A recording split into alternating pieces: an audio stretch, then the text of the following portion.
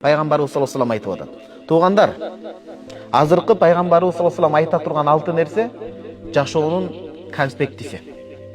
Пайгамбарлардын акылы толук, 100% толук акыл берилген.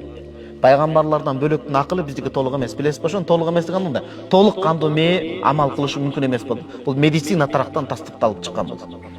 Толук акыллардын ээси пайгамбарлар Алла Тааланын берген кабар вахий менен бизге жеткирип атат. Жашоонун 6 нерсеси бар дейт. Пайгамбарыбыз саллаллаху алейхи айтып атат, мага 6 нерседе кепилдик бергиле, бекем турам деп. Мен силерге акыретте бейишке өзүм колуңардан кармап киргизейин дейт. 6 нерсеге кепилдик бергиле, мен силерди бейиш менен сүйүнчүлөйм деп атат. Демек жашоодо 6 нерсеге көңүл буруш керек экен. Колду басып турабыз. Биринчиси, туугандар, усдуку ида хаддастум, сүйлөсөңөр чын сүйлөгүлө дейт. Жалган айтуу көбөйүп кетип атат да, сөзгө турбоо, жалган айтуу дегендерчи. Сүйлөсөңөр чындыкты сүйлөгүлө дейт. Ойлоп турган нерсеңер чындык. Чындыктан ырыскы кемип калбайт экен да. Акыйкат сөздү айтуудан чындыктан адамдын ырыскысы кемип калбайт. Ал ошо тагдырдагы эле нерсе жетет да. Чындыкты сүйлөгүлө дейт. Экинчи, өзгөчө молдокелер чындыкты сүйлөш керек. Кээ бир учурларда акыйкатты айта турган чыр келет, анан ал жерди саясатташтырып, минтип, оң жака чыгып, сол жака чыгып, бул Кудайга жакпайт молдокелер. Азыр мен бул сөздү кээ бир молда адамдарга кайрылып атам. Мондай молдолукту алдыкпы, түз жүрөлү. Аркабыз таза болсун туугандар. Аркабыз таза болсун. Аллах Таала абийирин ачам десе бул дүйнөдө эле ачып коет. Жаш кыздарга барбасын молдеке. Мен ар бир айткан сөздүн астында көп нерселер бар туугандар. Дүйнөгө азгыр кылбасын ал. Анын эси дарты, катынды алмаштырып, аялды алмаштырып, улам төшөк жаңыртпасын ырахат ал. Ал молдеке бир $100 үчүн абийирин сатып фатваны адаштырбасын ал. Андай нерсеге жол бербесин. Кудайдан корксун, анан ынтымак сактасын. Бир аз окуп алып өзүн бардыгынан аллама алым сезип, башкаларын текеберленбесин. Фаука кулли зи илмин алим. Ар бир илимдин үстүндө илимдүү бар. Эң илимдүү Алла Таала болот. Арыдан бери орто болсун. Түшүнүктүүбү туугандар? Муну молдокелерге айтып атканда кулаңарды жапырып турушуңар керек силер. Биз айтпасак ким айтат туугандар? Ошондой айта турганда учур болот да. Эч ким мен акмын, мен тазамын деп аткан жокмун, бирок ошондой болбосок болбойт биз. Аркабыздан канча адамдар ээрчип атат туугандар. Кудай адаштырбасын.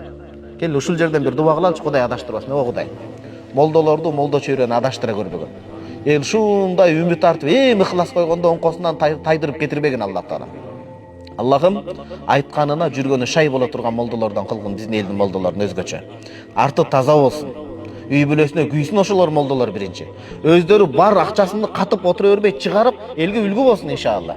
Аллах Таала эч кимди адаштырбасын, шерменде кылбасын.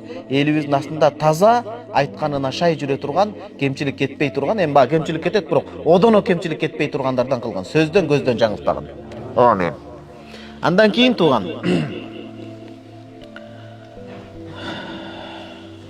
Биринчisi ошол, сүйлөсөңөр чындыкты сүйлөгүлө дейт. Айтып койбор ал нерседен сенин башың кесилип кетпейт, башка кетпейт. Кудайдын астында айта турган сөзүңдү айт. Коркоктук менен жашоо узарып кетпейт, баатырлык менен, көсөмдүк менен жашоо кыскарып да калбайт. Экинчи, ва ауфу иза вааттум, вада кылсаңар убадаңардын өтөсүнөн чыккыла дейт. Биз жигиттерге айтканбыз, колдон келсе, унаган алмаштырып байлыкты көбөйтө бербестен, эл жер кыдыруунда аракет кылыш керек. Ошондой сөзүнө турган элдер бар, ошолорду барып көрүп келиш керек. Арасында бир аз жашап да келиш керек. Сөзгө маани берүү маселеси. Сөз өлбөш керек да. Жигиттин өзү өлсө дагы сөз өлбөсүн дейт. Бизде Кыргызстан ушундай бир мамлекетке айланалы, сөздү оңой менен бербейли туугандар. Көрөлү, карап көрөлү, ойлонолу, шашпай, муну бир карап көрүш керек экен, бир ойлонуш керек экен деп сөз бериш биздики өтө кыйын болсун туугандар. Баарыбызга тиешелүү. Мага сизге анан сөз бергендейин өтө бекем бололу. Ушундай бир сөз тарасын, бул бөлүнүү эмес туугандар. Баарыбыз Алланын пендесибиз.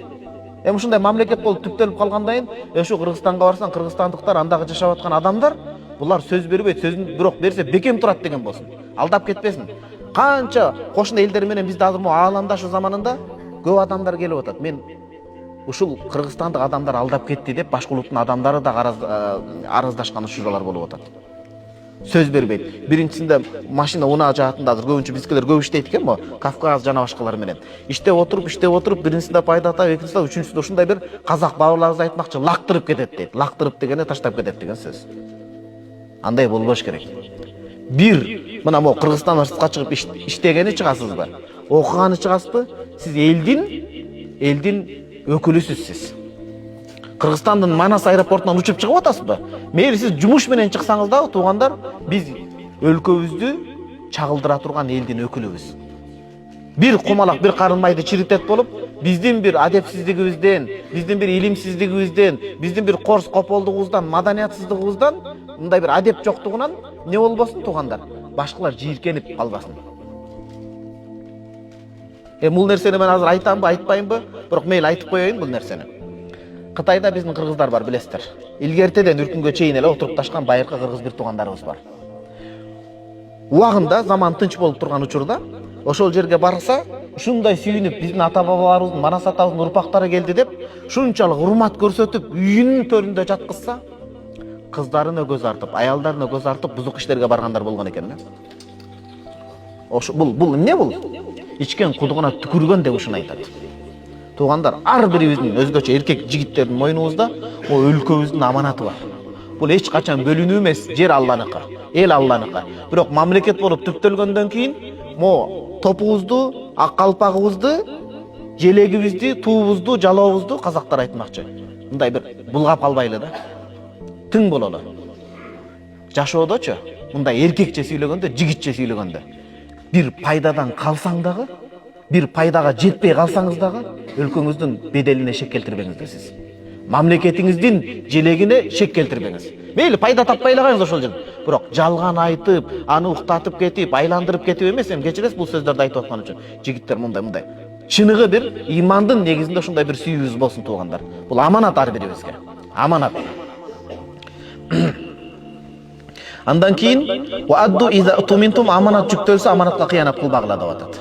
Аманат жүктөлсө аманатка кыянат кылбагыла. Согуп кетейин, уруп кетейин, алдап кетейин деген түшүнүк болбосун. Кийинкиси вахфаду фуружакум, уяттуу жериңерди сактагыла дейт. Намыска бекем болгула. Зинага барып койбогула деп атат. Бирөөнү бузуп койбогула деп атат да. Кийин вагудду абсаракум, көзүңөрдү сактап жүргүлө дейт. Адам көзүн сактабай агыта берсе, биякты карап акмалап, биякты карай берсе, бул зинага жетелейт да. Бүгүн биз ой бузулган замандабыз да. Заманда күнөө жок, заман ой бузулуп калган. Аялды көрсө жаман ойлой турган замандабыз. Ойду таза тутмайынча бизге Аллах Таала ийгиликти ачпайт. Ушундай, бул акыйкат, туугандар. Оюбузду тунартып таза сактамайынча бизге Аллах Таала чоң максатты деле салбайт, чоң эркти деле бербейт, анан ихласыбыз суз болот. Ихлас адамды алыска жеткирет. Ой тазармайынча. Ойду таза кармаш керек. Ойду таза кармоо үчүн шариаттын жол жобосун кармаш керек. Аял өзүнчө, эркек өзүнчө. Анан бул досум, бул аяшым деп бет маңдай отуруп берип, анан күлүп, кызганчып баштап, көз кетип, сөз кетип, ой кетип. Жок, туугандар. Ар бир нерсе Алла билүүчү. Алла бизди жараткандан кийин эркектин табияты канчалык, аялдын табияты канчалык билиш керек. Ошонун алдын алыш керек. Оюбуз тазарса, мурдагы ата бабаларыбызга келген бийик ойлор келет да. Оюбуз тазарбагандан кийин биз ал бийик ойлорго даяр эмеспиз. Анан акыркысы, 6-чысы, ва куффа айдикум, зулумдуктан, кан төгүүдөн этият болгула деп атат. Мындан кийин мен суранат элем, мамлекетибизде тынчтык болсун. Бул эч бир саясатка катышы жок. Диндеги сөз тууган, мен диндеги аманатты айтып калайын. Өмүр бар кезде, тирүү кезде тополоңго жол бербейли. Дүйнөлүк тарыхта, динде дагы, дүйнөлүк тарыхта да мамлекетте тополоң кылып, төңкөрүш кылып, башаламандыкка жол берип, биз эч качан ийгиликке жете албайбыз. Артка гана сызга отурабыз да. Бул мамлекет аманат.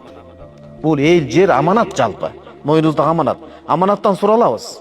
Ошон үчүн ар бир баскан кадамды, кабыл алган чечимибизди үммөттүн эртеңки келечеги, мамлекетибиздин эртеңки келечеги үчүн кабыл алсак, биз эч качан иншалла туугандар адашпайбыз. Бул жер аманат. Араздашууга, куйтулукка, арамдыкка, бөлүнүүгө жол бербеш керек. Иншалла, жанагы жолдор кайсы ош менен бизди каякты нарынды көлдү туташтырган жол болсо, мен ойлойм канча кудалар көбөйөт деп. Бөлүнүп жаруу дагы жоюлат. Ошондой балдарыбызга керек болсо көлдөн эшит барып Баткенден келин алып берели туугандар. Оштон Жалал Абадтан алалы, нарынга, көлгө берели, анан көлдүктөн өлдүк деп жүрө бербей. Өлбөй эле жүрөт го мына менин доштук кайын журттарым.